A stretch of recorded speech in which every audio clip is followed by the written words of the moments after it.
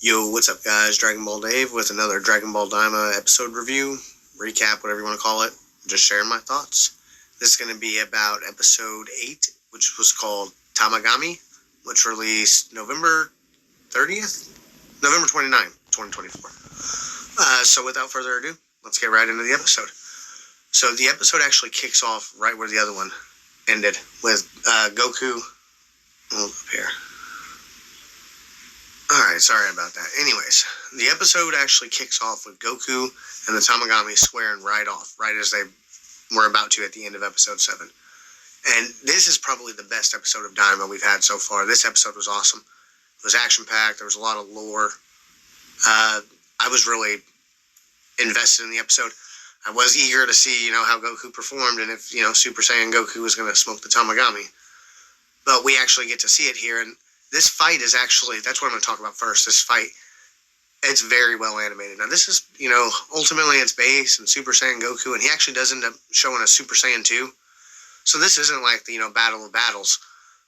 But the animation for it was great. Goku fights with the Tamagami in base. The Tamagami's using his hammer like Thor, throwing it around. It's coming back. And they have a little scene where him and Goku kind of struggle against each other. And I thought they were going to make the power pole, the Neoble, or however you say it. I thought they were going to make that snap, and they didn't snap it, thank God. He actually pushes, he's able to push the Tamagami's hammer back, and then Goku, of course, being Goku, powers up into Super Saiyan and just blows the hammer away. The Tamagami doesn't get pushed back by Goku going Super Saiyan, which I thought was kind of cool. It kind of shows that he is still, relevant, I guess. He wasn't afraid of it anyways, and I thought that was kind of cool. Then Goku's standing there and tells him, hey, here we go. Or Goku doesn't say anything, I'm sorry. The Tamagami sends the hammer flying back at Goku from behind, and Goku just dodges it effortlessly and literally cuts it in half with the power pole. It was fucking awesome. There's no denying how cool that was. Then Goku puts the power pole up and says, hey, time to fight serious. And that's where they actually get going on the fight there. They're pretty evenly matched, except it's clear Goku's got the edge on him. But it's not like just a whooping like that. Goku's not just whomping him. The Tamagami does this thing where it reminds me of Magetta, like how he overheats or he powers up or whatever. And this does manage to get Goku on the defensive, running away. And Goku kind of oh, so you want to play like that? And Goku finally does the Kamehameha wave and defeats the Tamagami. He ends up powering up to Super Saiyan 2 at the end of it, too. His hair, the lightning, I think it's pretty clear he was in Super Saiyan 2. But this was the first time we actually seen Goku, say Kamehameha and charge it up and amp it. And I think that's really cool because the original Dragon Ball anime, Episode 8, was when we first find out about the Kamehameha wave and Goku does it. So I think that was kind of a 40-year anniversary callback thing. I thought that was pretty cool. Anyways, after Goku basically overpowers the Tamagami, he submits and then says, but they got to have a final battle. And the final battle is basically a cup challenge. It's like a magic trick. The Tamagami puts the Dragon Balls in these cups he made that kind of look like him. And he mixes them around really, really fast. And Shin can't keep up. Glorio can't keep up. Obviously, Pansy can't keep up. None of them can even keep up with it. And base Goku does. So I think that's pretty cool. Base Goku is above Shin, guys. Get over it. But he does keep up with it. And he sees the Tamagami. He threw the ball out, and it's actually levitating over a demon's head that's watching. They don't even notice it. It's that's how fast the Tamagami is, I guess. But Goku notices it, and so the Tamagami gives him the ball. Or the Dragon Ball. And when he does give him the Dragon Ball, that big giant one that was in the tree, looks like a hologram kind of, it disappears. He tells Goku that he likes him, he's a fair fighter, and to be careful on the rest of his journey. And I thought that fair fighter thing is going to come into play, because I'm calling it right now. The second Demon World Tamagami is not going to be about a fair fight. I'm calling it right now. He's going to be about keeping his Dragon Ball. Maybe I'll be wrong. I'm wrong so much on this. But I think that is something that's going to happen there. So after they fight, then we kind of get to the spaceship scene. Or I'm sorry, that they continue to make their plans. And let me just catch myself up here and I'll get back into it. Anyways, as Goku defeats the Tamagami. They're all celebrating. All the demons are like, yeah, you're the best. Nobody's ever done it. All this good stuff. And Glorio's walking at the back of the crowd. He takes a phone call on that little communicator thing from Dr. Arinsu. And, he calls her Arinsu Sama, so it's Mira and Toa for sure now, guys. I'm sold. We knew that Gloria was working for her, but this just kind of confirms it. She says, whoa, even as a brat, he's that strong, because she can't believe that Goku's already got the Dragon Ball and things are going so smoothly. That's pretty much all she says there. And then she says, it cuts to her making a little smirk, and she says, now I can get on with my main plan. So that's interesting, because, from the leaks, I'm pretty sure we know that she's going to create these Majin stuff, or she's going to try to create a Majin. But, actually, we're going to find out in this episode that's not exactly right, but in the gist of it is that's her bigger threat, to make a better demon or something, or her bigger agenda. But that's kind of cool because, as of right now, we didn't really know what Arinsu's goal was. Is she trying to overthrow Goma? Is she just trying to make something cool? Like, we still don't actually know what her higher agenda is, I guess. And so that keeps me interested for sure. So it then cuts back to Glorio, Pansy, Shin, and Goku, and they're getting on their plane to go ahead and leave and continue on to get the next Dragon Ball. It shows the Tamagami and all the demons waving at him, and the Tamagami's actually practicing the Kamehameha wave, or trying to anyways, which I thought is really cool, because like I said, episode 8, Roshi shows it to us, and then Goku gets it down of the original Dragon Ball. So I thought that was really neat. It's just a quick little scene, but I enjoy stuff like that. Makes you realize how old you are, I guess. But then we end up going onto the plane, and Pansy's like, I still can't believe it. Just how strong are you, Goku, and all this stuff. And she's like, she even notes that he used magic. And Goku's like, magic? She said, yeah, you transformed and you shot light out of your hands. Like, I watched it, I just seen you do it. And Goku's like, oh, I guess that is kind of like magic. So this whole thing about, like, ki and magic being, two sides of the Force, for you Star Wars fans, or just, going hand in hand with each other, they do. Like I said, you guys got to check out that Jordan the Dragon Lee, man. He does a really in-depth breakdown of how that kind of works. And like I said, to me, a simple explanation is just understanding what flying is, the Buku Jutsu. When you understand that, it kind of makes sense, because Glorio can fly, all these guys can fly, and they don't use ki. They didn't, discipline themselves and learn how to control their ki and go through Roshi training and Korin training and all this stuff. None of that happened for Glorio. So I really think that magic ki, like how they're intertwined and stuff in this, I think it's really awesome. And like I said, the best way to just look at it is the light and dark side of the Force. It's this overwhelming energy, and how you cultivate it, how you use it, is the difference. That's really the difference. But I thought that was kind of neat for Pansy to say that. She's like, I saw you do it, dude. Goku then just kind of, jokes like, hey, I'm still hungry, so let me eat. And then Shin says to Glorio, hey, we're heading to Warp now. And they're like, yeah, we're going to the second demon world. But we need to be kind of careful how we fly. We're going to fly between land and sea as to not be seen. And Pansy's like, why? It won't matter. Like, I disabled those guys' radios. They won't catch us for a while. And Glorio's like, yeah, but a Tamagami just got defeated, and news of a spiky-haired kid with a red stick is going to travel like crazy. So, by Goku beating the Tamagami, they are probably going to... Goma is going to find out about this. Oh, excuse me. There's no way he's not. I don't see... Unless he's that oblivious to the third demon world. But I'm pretty sure they're definitely going to find out about that. But as for now, they're going to fly solo, and under the radar. And, like I said, this is my favorite episode, but this is something that I'm not overly fond of, because this stuff is apparently only 20 episodes, like I've said, guys. And so if it's only 20 episodes, we don't need any more, like, slice of life filler episodes. And I don't want to call them filler, and I don't want to call slice of life bad, but we just don't need any more episodes that aren't really packing in details and progressing the plot forward. And I'll get to it when we get to the preview, but I feel like the next episode's going to be like that, and that kind of disappoints me. Hopefully I'm wrong, because this episode has such hype coming off it, just seeing the Tamagami, and then the lore building that we're about to get. Like I said, I haven't really got to that. But they are just, they're trying to fly low under the radar for now. And so, like, I get it. They don't want Goma to just kill Dende, even though they could still get the Dragon Balls and wish him back. And, they can still always go to Namek and get the Namekian Dragon Balls.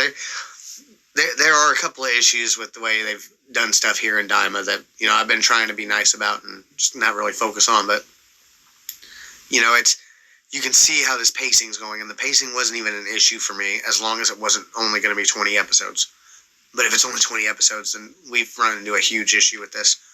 But I don't want to dwell on that too much more. I want to just talk about how awesome this episode was. So they're going to fly undercover is pretty much what they tell us on the low.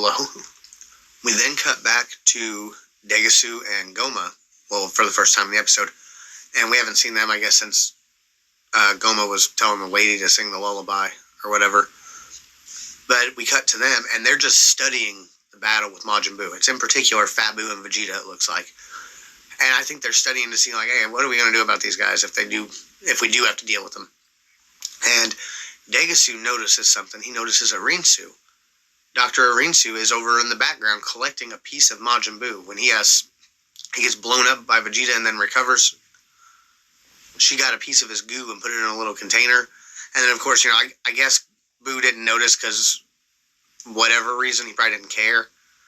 I don't know, that was weird, because that's how he absorbed people and stuff, he just a little piece of him he brought off, and you'd think he would notice that was gone. That just didn't make a lot of sense to me, but it's also like, even if he did notice it, could he go to the Demon Realm to get it if she went back?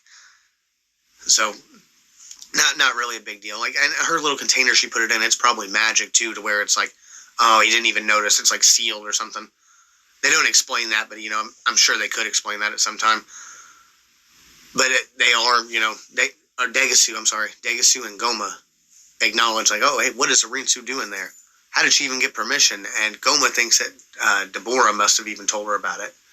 Now, Degasu says something funny, like she appeared to already know about Majin Buu at this time. And that refers to, I believe, how when in the first episode, Goma's like, oh no, Boo's back. So they didn't know Buu had been revived until they watched the video. Whereas Rinsu definitely knew about it. And if it was through Deborah, Deborah was working with Babidi. That was the whole goal, was to revive Buu. So, this is something, like I said, it was a little weird to me, but hopefully they'll explain how her magic thing works, and that's how Buu didn't notice. But she collected a sample of Majin Buu, it seems. But yeah, Goma and Degasu just pretty much wonder what she's doing, and, I hope she's not up to something. It then cuts to another area that we haven't seen yet, and there's this tree, kind of remind you of Beerus's planet, kind of. But it's nothing like that, or at least we don't think. Who knows? But it kind of also, when it shows where she's going, it shows Rinsu where she's going, and it's like a cottage, and Rinsu's sitting on that little machine from the last episode that I thought was like some hookah or whatever it was, and it's legit like a broom. It doesn't look like a broom, but that's what she's sitting on it like she's like a witch riding on a broom. And it's interesting because the little house that she goes into, it reminds me of the cottage from like Hansel and Gretel. And I wonder if that's, demon realm, magic, all that stuff. That's probably what the intention is. But she ends up going into this cottage here, and there's a door with that aura from that last episode preview too. And I didn't know what that was. Now we kind of find out, what exactly that was. But she goes ahead and enters into the room, and we meet an old lady whose name is Marba. And Marba appears to be like this old, like, witch lady who's, she's mixing something in the cauldron. Rinsu asks her, how's it going? Or how goes it, actually? And Marba's like, give me a second, let me test it. And she takes a drink of the little soup that she's making there, and says, ooh, the flavor's good. That little essence of Buu you added gives it just the right flavor or whatever. So she's making something, and now we know what Rinsu did with the little piece of Buu. She gave it to this lady. That's kind of neat. This is the lady who's actually concocting something. And that's kind of neat because, like I said, Rinsu is the scientist. We know she likes to build stuff, but now we're finding out a little bit more, which I think is really cool. But anyways, Marba says that, it should be ready, and she takes it outside. Well, they go outside, they dump it in like a rock cauldron-looking thing they have. And Rinsu's like, it better work this time. The last Majin couldn't even beat me. And obviously, she's referring to the last one time they did something like this. She's not referring to Majin Buu. Trust me, she's not referring to Majin Buu, guys. But that's interesting because that means that, they're making demons, is what that means. Majin means demon. They're making demons. And that's interesting because, like I said, from the leaks, we kind of knew Arinsu was doing it, but now we see Arinsu's not the one doing it. So that's more interesting lore. But Marba reassures her, like, hey, we've added Majin Buu's essence. This should be fine. And then this is where we get a huge lore drop. Arinsu says, should be, like in a questioning. I thought you were the witch who created Majin Buu. And Marba gets all like weird and is like, what are you talking about? The wizard Bibidi created Majin Buu. And Arinsu's like, I know the truth. I know it was actually you. Bibidi never had any sort of ability like that. And that was like, whoa. That was kind of what the heck. Then she tells her, she says, Arinsu says to Marba, she's like, yeah, Majin Buu was the one who threw the demon realm into chaos and made most of my people, my race, leave to the outside world and killed a lot of them. And that was like, whoa, okay, so they left the outside world because of Buu. So that's why the Kaioshin know about Buu so much. But this was interesting. Marba acknowledges that Buu was a failure. Oh, excuse me. Because she couldn't control him. He had great power, but was uncontrollable. And he went on too many rampages. Now, the big thing about this lore drop here is, in the original manga, it is said by Kaioshin that Bibidi created Majin Buu. In 2014, in a Saikyo Jump magazine, Toriyama did an interview talking about the Kaioshin and about Majin Buu.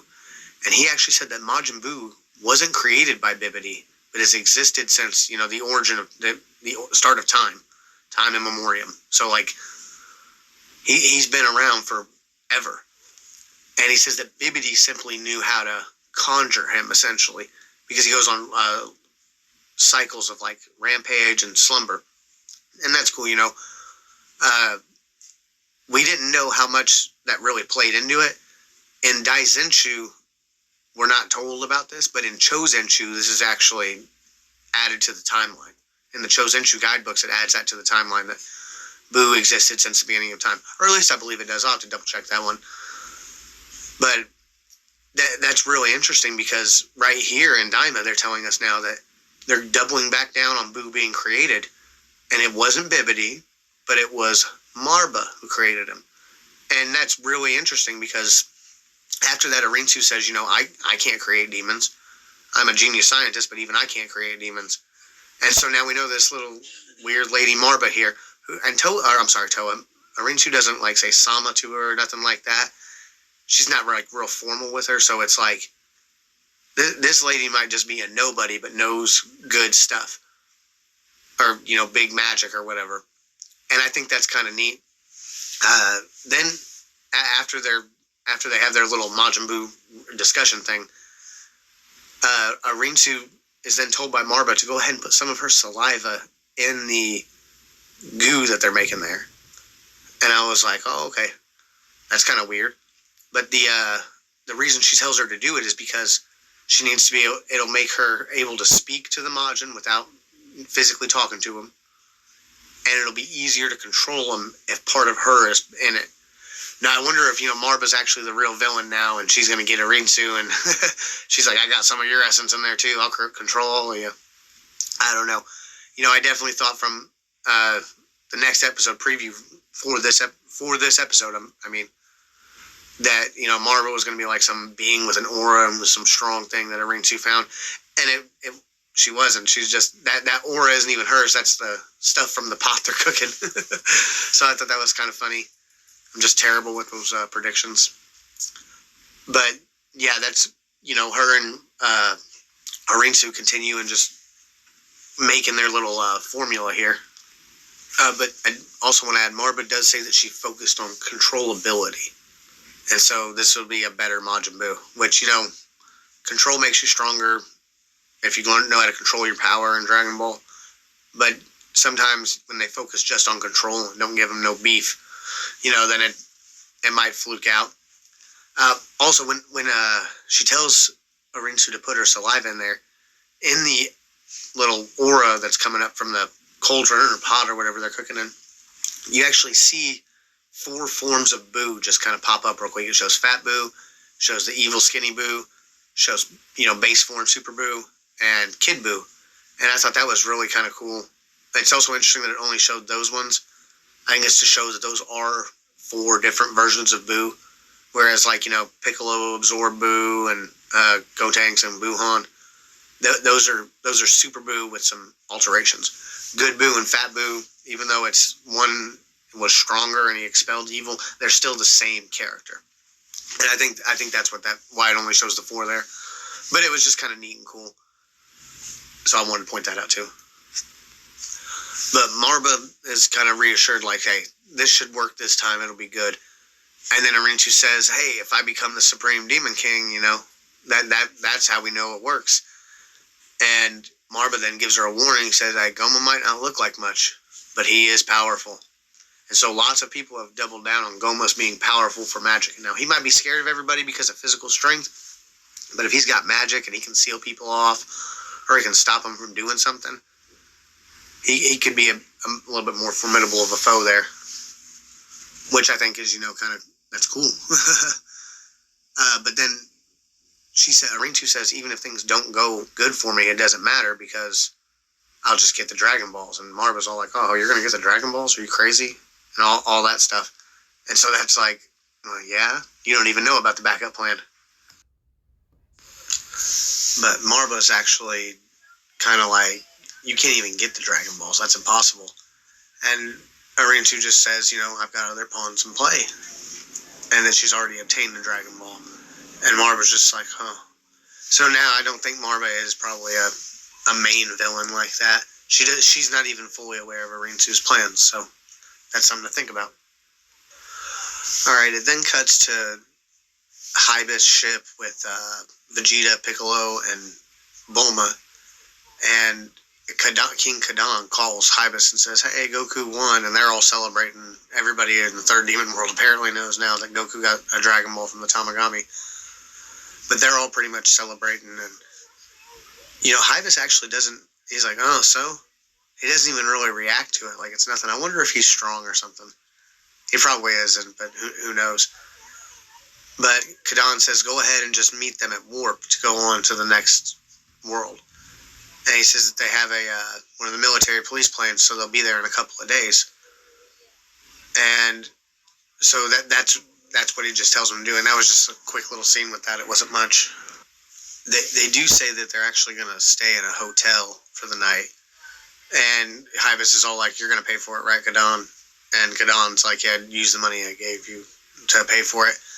But then we get Vegeta actually, he says something about mud-colored wine, and it's yummy, and Bulma's like, I wonder what it tastes like, and he's like, it tastes like mud, so demons like mud. But Vegeta asks Hybis, like, you said that the demon world has Dragon Balls, right? Or 2, like Earth, like also. And Hybis is like, what do you mean 2? Like, I didn't know Earth had Dragon Balls. So he didn't know about that, so that was interesting. And Vegeta's like, tell me more. And Hybis just ignores him. And after he ignores him, he says, what does he say? Vegeta then was like, hey, tell me more. Like, he kind of demands it. He's like, I ignored you because you're not even a king and you're so arrogant. And it's funny because Vegeta really could claim to be the king of the Saiyans now. He could claim that title if he wanted.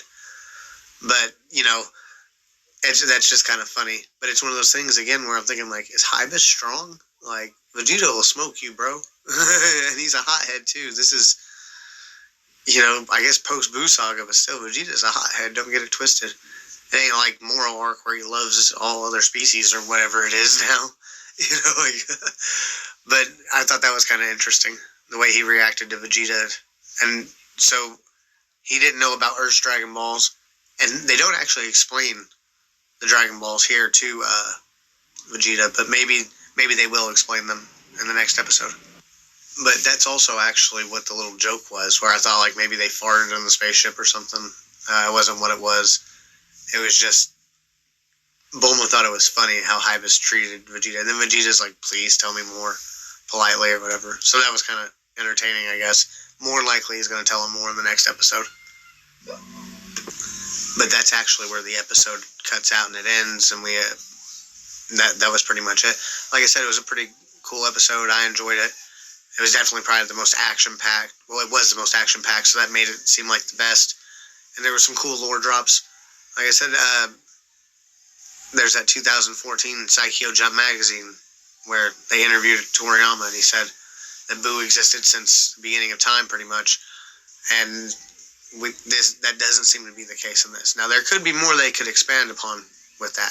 Because Marva at first just, was like Bibbidi created. And she actually even never owns up to it. She just says that Boo was a fluke. And so, I do believe she created Boo, but there might be more to it than what's going on. And so, that's something I think we should kind of look forward to. But the next episode is going to be called Thieves, and it looks like, unfortunately, somebody's going to try to steal the Dragon Ball from them, which, I don't know. I hope it's not a super, filler episode and super short, dragged out, because they're only going to do 20 episodes.